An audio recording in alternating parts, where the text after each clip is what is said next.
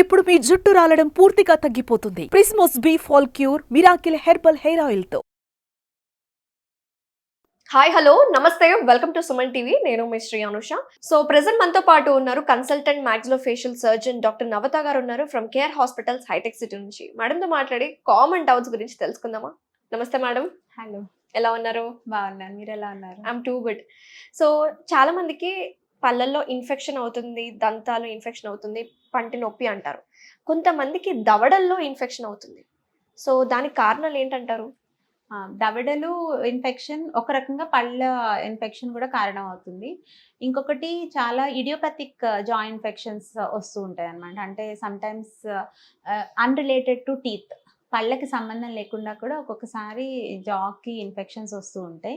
అవి ఎందుకంటే సిస్ అంటాం, జా లోపల ఎముకని తినేసే ఒక రకమైన సిస్ డెవలప్ అవుతూ ఉంటాయి. వీటికి ఒక్కొక్కసారి పళ్ళు కారణం అవుతాయి, ఒక్కొక్కసారి కారణం ఏంటో చెప్పలేము, బట్ స్టిల్ అవి తయారవుతూ ఉంటాయి. ఈ సిస్ తయారైనప్పుడు ఏంటంటే అవి వాటంతట అవే లోపల ఎముకని తినేస్తూ పెరుగుతాయి. సో అది ఇనీషియల్గా చిన్న స్టేజెస్లో కనుక్కోవటం అయితే కష్టం.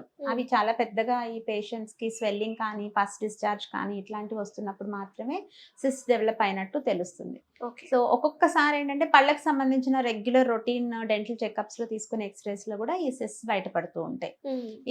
వీటికి సర్జికల్ ట్రీట్మెంట్స్ మాత్రమే ఉంటాయి. చాలా మంది మందులతో తగ్గిపోతుందేమో, ఇట్స్ నార్మల్, ఏదో నార్మల్ ఇన్ఫెక్షన్లా అనుకుంటారు. కానీ జా సిస్ట్ వల్ల వచ్చే ఇన్ఫెక్షన్స్ అయితే మాత్రం ఓన్లీ సర్జికల్గా ఆ సిస్ట్ లోపల, అంటే ఆ క్యావిటీ లోపల ఉన్న లైనింగ్ అంతా రిమూవ్ చేసేసి, ఆ క్యావిటీ చాలా పెద్దగా ఉంటే ఒక్కొక్కసారి బోన్ గ్రాఫ్ట్స్ తో వాటిని రీకన్స్ట్రక్ట్ చేయాల్సి కూడా ఉంటుంది అనమాట.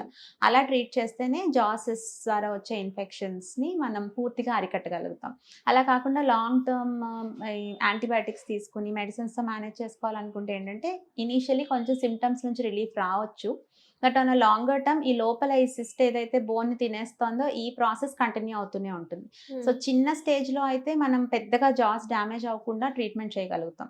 అదే సైజ్ బాగా పెరిగిపోయాక ఒక్కొక్కసారి జానే కట్ చేయాల్సి, తీసేయాల్సి ఉంటుంది అన్నమాట, రిసెక్ట్ చేయాల్సి ఉంటుంది. దీన్ని అవాయిడ్ చేయడానికి ఎప్పుడైనా సిస్ట్ డయాగ్నోజ్ అయితే, యాక్సిడెంటల్గా మనకి ఇన్సిడెంటల్గా చిన్న స్టేజ్లోనే డయాగ్నోజ్ అయితే ఏమాత్రం హెసిటేట్ చేయకుండా దాన్ని సర్జికల్గా ట్రీట్ చేయించుకుంటే కనుక మన జా షేప్ మెయింటైన్ అవుతుంది, పళ్ళు కూడా తీసేయాల్సిన అవసరం రాకుండా ఉంటుంది, తొందరగా హీల్ అవుతుంది. కాస్మెటిక్ జా సర్జరీస్ చేయించుకుంటారు కదా మేడం, అంటే ఆ అవసరం అనేది ఎప్పుడు పడుతుంది అంటారు? కాస్మెటిక్ జా సర్జరీస్ ఒక రకంగా ఆ పేరే ఇట్ ఇస్ కాస్మెటిక్, ఎందుకంటే ఫస్ట్ ఫేస్ లో కొంచెం తేడా వస్తుంది, ప్రొఫైల్ చేంజ్ అవుతుంది కాబట్టి it is identified as cosmetic జా సర్జరీస్. బట్ కాస్మెటిక్ జా సర్జరీస్ చాలా సార్లు ఫంక్షనల్ గా కూడా అవసరం పడుతూ ఉంటాయి. ఫర్ ఎగ్జాంపుల్ ఈ కాస్మెటిక్ జా సర్జరీస్ ఎవరికి చేస్తాం? దవడలు బాగా ముందుకుంది, మూతి చాలా ముందుకుంది, లేదా దవడలు చాలా చిన్నగా ఉన్నాయి, ఇలాంటి కేసెస్ లో ఫేస్ ప్రొఫైల్ బాగుండదు. యూజువల్ గా అయితే ఇప్పుడు మరి అలాంటి ప్రాబ్లం ఉన్న వాళ్ళకి అలైనర్స్ వాడుతున్నారు, క్లిప్స్ వేయించుకుంటారు, మరి దానికి సర్జరీ ఎందుకు అవసరం అంటారు? Very good question. యాక్చువల్ గా అలైనర్స్ ఇప్పుడు మూతి ముందుకుండటానికి రెండు కారణాలు ఉంటాయి. ఒకటి పళ్ళే ముందుకుండొచ్చు, మన పళ్ళు ముందుకున్నప్పుడు కూడా మూతి ముందుకున్నట్టు అనిపిస్తుంది. ఇంకొకటి దవడే ముందుకుంటుంది, పైన కింద మనకి రెండు దవడలు ఉంటాయి, మాక్సిలా అండ్ మాండిబుల్ అంటాం. సో ఆ దవడే ముందుకుంటుంది అనమాట. ఫస్ట్ మనము మూతి ముందుకుందో లేకపోతే చిన్నగా ఉందో అని అనిపించినప్పుడు ఫస్ట్ మనం ఇవాల్యుయేట్ చేయించుకోవాలి, పళ్ళు ముందుకున్నాయా లేకపోతే స్కెలిటల్ గానే ముందుకుందా అని. ఒకవేళ పళ్ళు మాత్రమే ముందుకో వెనక్కో లేకపోతే వంకరగానో ఉంటే అలైనర్స్ కానీ క్లిప్స్ కానీ హెల్ప్ చేస్తాయి. కానీ ఒకవేళ దవడే ముందుకుంది అనుకోండి, అప్పుడు ఖచ్చితంగా జా సర్జరీ ద్వారానే దాన్ని కరెక్ట్ చేసుకోగలుగుతాం.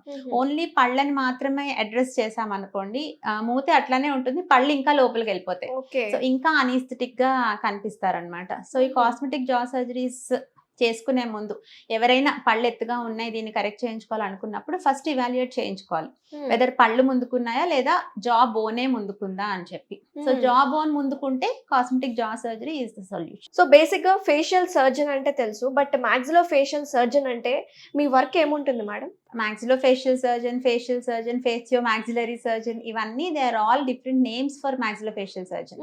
మాక్సిలోఫేషియల్ సర్జరీ అనేది ఒక exclusive speciality which is dealing with face అన్నమాట. ఫేస్ కి సంబంధించిన చాలా ఇష్యూస్, అది కాస్మెటిక్ అయినా కావచ్చు, లేకపోతే యాక్సిడెంట్స్ లో ఫేషియల్ బోన్ ఫ్రాక్చర్స్ అయినా కావచ్చు, లేకపోతే ఫేషియల్ ఇన్ఫెక్షన్స్, జాస్ కి సంబంధించిన ఇన్ఫెక్షన్స్ అయినా, లేకపోతే ఇట్లాంటివన్నీ డీల్ చేసి, అంటే ఎనీథింగ్ ఆన్ ఫేస్ డీల్ చేసే ఒక exclusive speciality is maxillofacial surgery.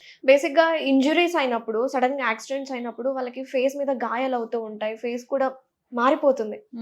So అప్పుడు సర్జరీకే వెళ్లకుండా నాన్ సర్జికల్ ట్రీట్మెంట్స్ ఏమైనా ఉంటాయంటారా?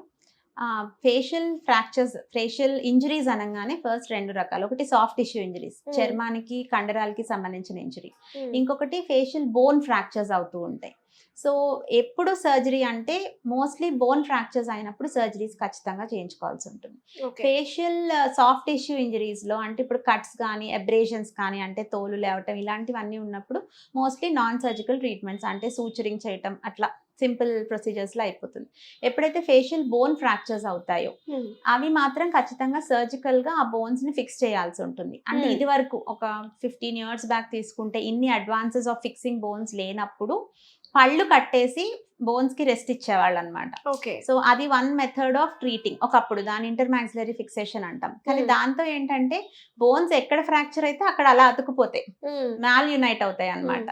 సో అది it is no longer solution. అలా చేయటం వల్ల ఫేస్ ముందు షేప్ వచ్చేది కాదు, ఫంక్షన్ వచ్చేది కాదు, నోరు తెరుచుకోవటంలో తర్వాత ఇబ్బందులు వచ్చేవి, ఇట్లాంటివన్నీ ఉంటాయి. సో ఇప్పుడు facial bone fractures, any facial bone fracture surgery is the option. Okay. So face అనగానే మనకి కాస్మెటిక్ ఫీలింగ్ వస్తూ ఉంటుంది మేడం. సో చాలామంది ముక్కు సరిగ్గా లేకపోవడం కావచ్చు, లిప్స్ సరిగ్గా లేకపోవడం, ఈ రోజుల్లో చాలామంది ఫిల్లర్స్ ఇలాంటివి చేస్తున్నారు కదా. సో మీరు కాస్మెటిక్ పరంగా ఒక శిల్పం చెక్కినట్టు అలా చెక్కించుకుంటున్నారు చాలామంది. అది మీరే చేస్తారా లేకపోతే ప్లాస్టిక్ సర్జన్ చేస్తారా? ఫేస్ కి సంబంధించినంత వరకు ఆర్థోగ్నాటిక్ సర్జరీస్ ఇవన్నీ ఎక్స్క్లూజివ్లీ మాక్సిలోఫేషియల్ సర్జన్స్ చేస్తారు. ఆర్థోగ్నాటిక్ అంటే ఈ jaw correction surgeries, nose correction surgeries ఇవన్నీ ఎక్స్క్లూజివ్లీ మాక్సిలోఫేషియల్ సర్జన్ చేస్తారు. ఎందుకంటే jaw is nothing, jaw also has teeth in it. ఇప్పుడు మన జాన్ ఇష్టం వచ్చినట్టు వేరే వేరే పొజిషన్స్ లో ఫిక్స్ చేశాక పళ్ళు కలవకపోతే ఏంటి ఉపయోగం? అవును. నోరు తెరుచుకోకపోతే ఏంటి ఉపయోగం? కాస్మెసిస్ అనేది సెకండ్ ఆప్షన్ మనకి. ఇప్పుడు మనం సరిగా తినలేకపోతున్నాము, సరిగా నోరు తెరవలేకపోతున్నాము, సరిగా మాట్లాడలేకపోతున్నాము, ఈ మూడు సరిగ్గా జరగనప్పుడు ఎవరు కాస్మెటిక్ విషయాల గురించి ఆలోచించరు.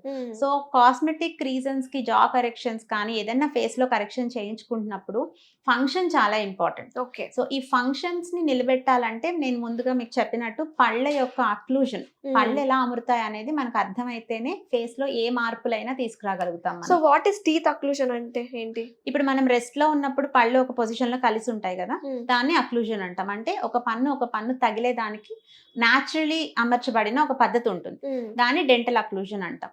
సో ఇప్పుడు ఫేషియల్ బోన్ ఫ్రాక్చర్స్ అయినా లేకపోతే మనం ఇలా జా కరెక్షన్ సర్జరీస్ లాంటివి ఏమైనా చేస్తున్నా కూడా ఆ పళ్ళ అమెరికని మనం ఖచ్చితంగా గైడెన్స్ లా తీసుకోవాలి. దాన్ని మనం మార్చలేం. పళ్ళు ఎలా కలుస్తున్నాయి అనే దాన్ని మార్చినంతసేపు it is easy to fix the bones in a more aligned position. అంటే ఫేస్ షేప్ మారకుండా షేప్ ఇంప్రూవ్ అయ్యేలాగా మనం చేస్తాం. చాలా సార్లు ఏమవుతుందంటే ఈ పళ్ళ అమరిక అర్థం చేసుకోకుండా ఫేషియల్ బోన్ ఫ్రాక్చర్స్ అవి ఫిక్స్ చేసినప్పుడు వాళ్ళకి పళ్ళు కలవవు. తర్వాత ఫేస్ షేప్ మారిపోవటమే కాదు, తినటానికి కూడా ఇబ్బంది అవుతుంది. అన్నం మెదగదు వాళ్ళకి, బికాస్ పళ్ళు సరిగా కలవట్లేదు కదా. సో ఈ ప్రాబ్లమ్స్ అన్ని వస్తుంటాయి. వాళ్ళకి తెలీదు that they can be done in a better way అని చెప్పి. సో ఓకే, యాక్సిడెంట్ అయ్యింది, చాలా లైఫ్ థ్రెటనింగ్ విషయం జరిగిపోయింది, ప్రాణం ఉంది చాలు అనుకుంటారు, కానీ ఇవి నిజంగా కరెక్ట్ చేయించుకోవచ్చు అని వాళ్ళకి తెలియదు. సో ఈ అక్లూజన్ ఎప్పుడైతే మనం కన్సిడర్ చేయకుండా, పళ్ళని అమరిక కన్సిడర్ చేయకుండా ఫేషియల్ బోన్ ఫ్రాక్చర్స్ ఫిక్స్ చేస్తామో అవి సరిగ్గా ఫంక్షన్ రాదు, డిలేడ్ రికవరీ కూడా ఉంటుంది అనమాట. So very nice madam, thank you so much. అసలు మాక్సిలోఫేషియల్ సర్జరీ అసలు ఎందుకు అవసరం పడుతుంది, ఏమేమి ట్రీట్మెంట్స్ ఉంటాయి, చాలా వివరంగా ఎక్స్ప్లెయిన్ చేస్తున్నాం. థ్యాంక్ యూ అండి. నమస్తే. నమస్తే.